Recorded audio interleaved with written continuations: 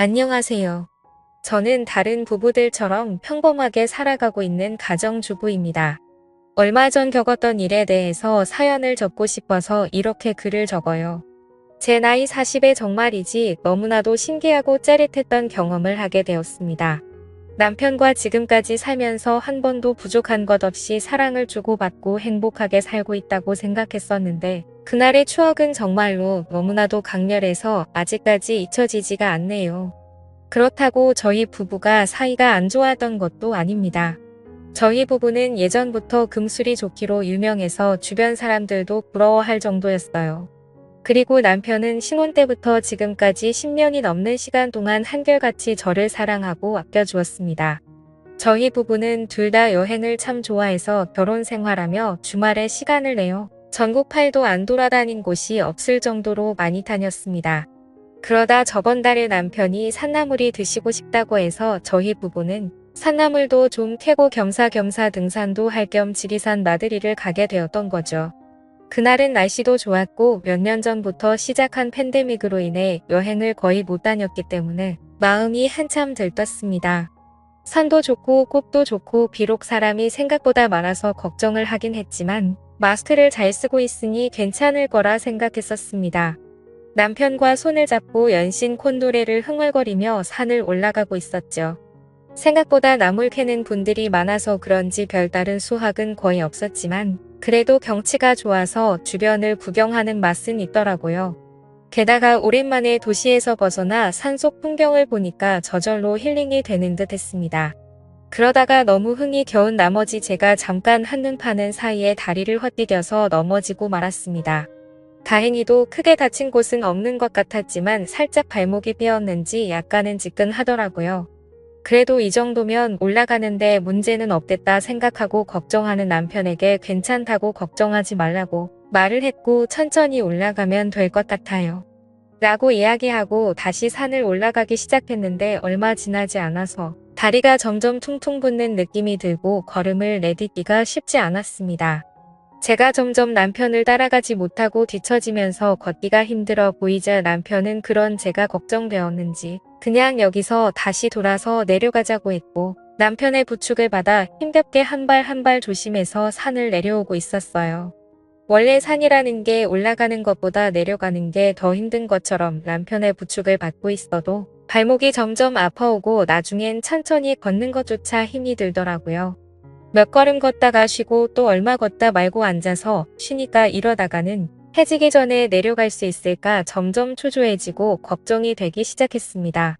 남편은 더 늦기 전에 빨리 구조대라도 부르자고 하는데 솔직히 크게 다친 것도 아니고 이런 일로 열심히 일하시는 분들 불러다가 민폐를 끼치고 싶지는 않더라고요. 그렇다고 남편이 저를 업고 내려가기에는 경사가 심해서 너무 위험했고 최선의 방법은 그냥 한 발 한 발 조심히 내려가는 방법 말고는 없어 보였습니다. 그런데 그때 앉아서 쉬고 있는 제 곁으로 누군가가 다가왔어요. 개량 한복을 입고 고무신을 신고 있는 사람이었는데 순간 제정신이 아닌 사람인 것 같아서 무서웠습니다. 머리는 백발이 풍성히 나 있었고 수염은 언제 자른 건지 덥수룩하게 보이더라고요. 그냥 겉모습만 보고 드는 생각은 청학동 훈장님이라고 해도 믿을 정도였습니다. 아무튼 그분은 천천히 저희 쪽으로 다가오면서 무슨 일이냐고 다쳤냐고 물어보는데 그냥 신경 쓰지 말고 가던 길 갔으면 하는 마음이 들더라고요. 그래도 그런 걸 내색하면 예의가 아니다 라는 생각에 다리를 살짝 삐끗했다고 대답을 했습니다.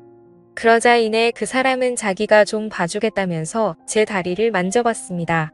그러자 낯선 사람이 제 다리를 건드리니까 남편이 발끈하며 그 산도깨비 같은 사람에게 당신 뭐 하는 사람이야? 하고 소리를 쳤죠. 돌아오는 대답은 자기는 이 산에 사는 산신령이라는 둥 뭐라 하는데 가짜는 헛소리라고 생각했습니다.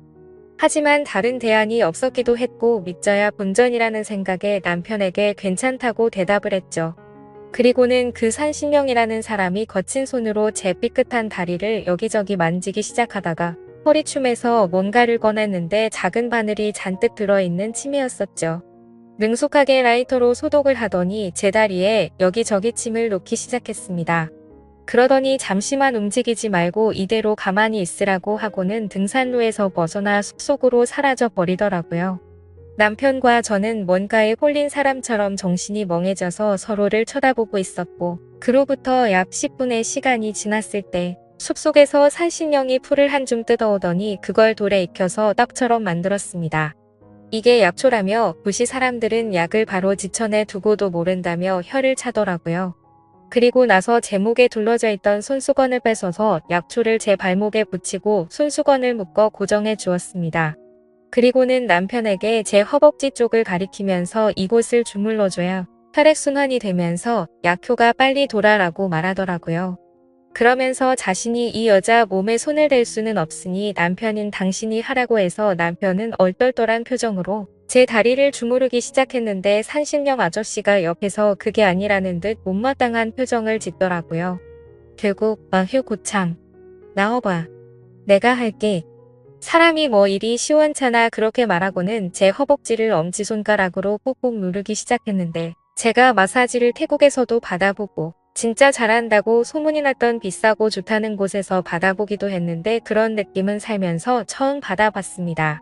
진짜 머릿속 정수리 끝까지 짜릿해지는 기분이랄까요? 남편이 옆에 있어서 참으려고 했지만 입에서 비명이 터져 나오더라고요. 5분 정도의 짧은 마사지였지만 그 어느 때보다도 몸이 개운해졌습니다. 그러다니 자기 물건을 챙겨서 호련히 일어나서 가려고 하더군요.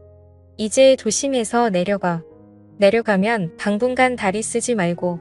그러자 남편은 돌아서는 산신령에게 치료비라며 지갑을 꺼냈는데 건방지게 아무데서나 돈 꺼내지 말라고 호통을 치고는 그대로 산 위로 금방 사라져버렸습니다. 제 다리는 정말 거짓말처럼 통증이 줄어들었고 이 정도면 제 스스로 걸어서 산 밑까지 내려갈 수 있을 것 같았습니다.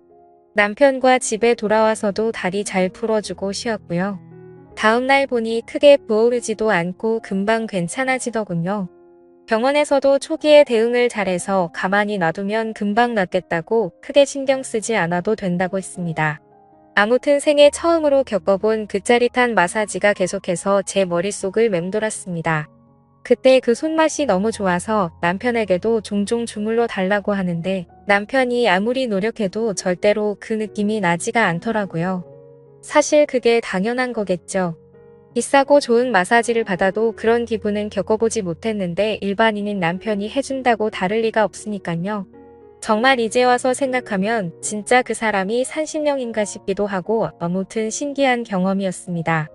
남편은 그때 워낙 곤욕을 치러서 그런지 올해는 더 이상 등산을 하러 가지 않겠다고 하는데 저는 또 다시 한번 그 산신령을 만나보고 싶어요. 그런 느낌은 대체 어딜 가야 느낄 수 있는지 너무 궁금하고 밤에 잠이 안 올 정도로 생각이 납니다. 이런 생각을 하는 제가 이상한 걸까요? 남편과의 사이는 전혀 문제가 없는데 그때 그 좋았던 기분이 머릿속에서 떠나지를 않습니다. 그래서 주말에 시간을 내서 혼자서 찾아가 보려고 하는데 뭔가 남편에게 말하지 않고 가기에는 미안한 마음이 들기도 하네요. 그렇다고 솔직하게 그때의 일이 생각나서 다시 찾아간다고 말하는 것도 이상한 것 같습니다. 여러분들이라면 어떻게 하실 것 같나요?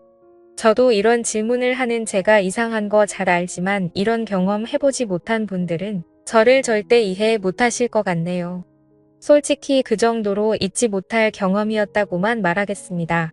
아무튼 어떻게 하면 좋을지 좋은 말씀 부탁드립니다.